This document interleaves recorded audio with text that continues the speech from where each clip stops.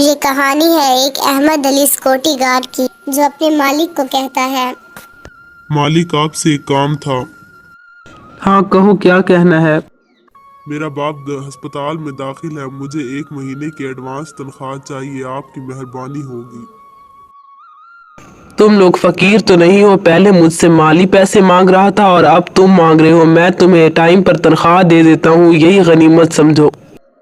مہربانی کر کے مالک مجھے پیسے دے دے، میرا باپ ہسپتال میں پڑا زندگی اور موت کی کشمکش میں مبتلا ہے۔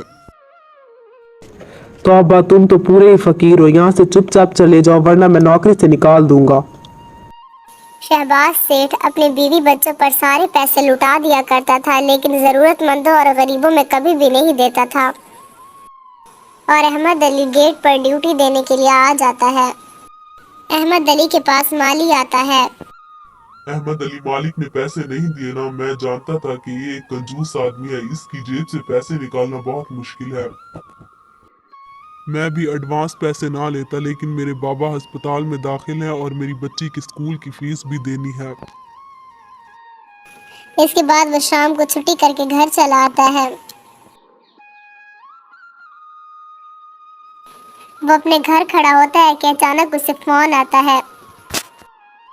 تماشا بنا کے رکھا ہوا ہے، 2 ماہ سے اپنی بیٹی کے اسکول کی فیس نہیں دی، کل سے اسے اسکول بھیجنے کی ضرورت نہیں ہے۔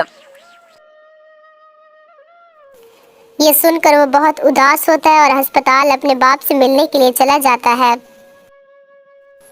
جیسے ہی وہ ہسپتال پہنچتا ہے، نرس اسے 50,000 کی دوائیوں کی لسٹ تھما دیتی ہے۔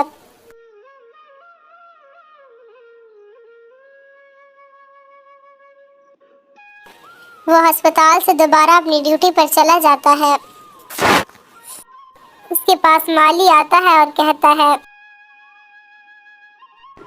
کیا بنا اب تمہارے بابا کی کیسی طبیعت ہے؟ تم پیسوں کا انتظام اب کیسے کرو گے؟ ہونا کیا ہے، آج میری بیٹی کو اسکول والوں نے اسکول سے نکال دیا اور بابا کی دوائیوں کا خرچہ بھی بہت زیادہ ہے۔ اب تم ہی بتاؤ میں کیا کروں؟ چوری؟ تمہارا دماغ خراب ہو گیا، یہ تم کیا کہہ رہے ہو؟ میں ٹھیک کہہ رہا ہوں، اس طرح مالک نے پیسے بالکل بھی نہیں دینے، پیسوں کی تمہیں بھی بہت ضرورت ہے اور مجھے بھی، اور ویسے بھی مالک اور اس کی فیملی 2 دنوں کے لیے باہر جا رہے ہیں۔ نہیں بھائی، میں ایسا کچھ بھی نہیں کر سکتا۔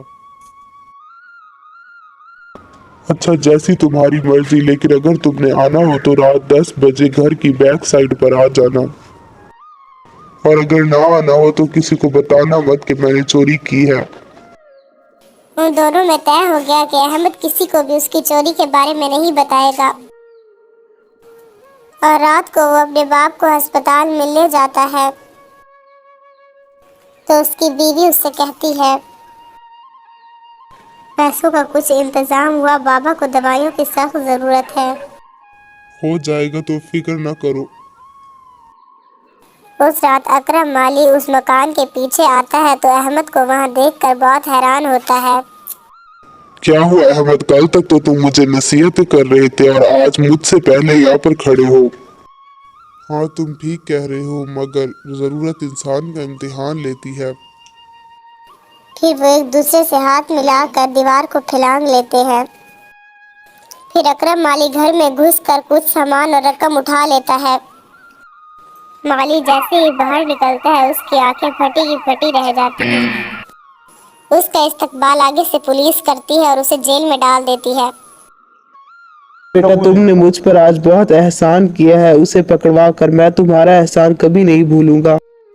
مالک کوئی بات نہیں، آپ نے بھی تو مجھ پر احسان کیا ہے، میرے والد کی ساری دوائیوں کا خرچہ اٹھا لیا ہے۔ اچھا میں تمہیں کچھ پیسے دیتا ہوں، جا کر اکرم کے گھر دے دو، وہ بھی بہت غریب ہے۔ دراصل اس دن غلطی بھی تو میری تھی، اگر میں اس بیچارے کو پیسے دے دیتا تو اسے چوری نہ کرنی پڑتی۔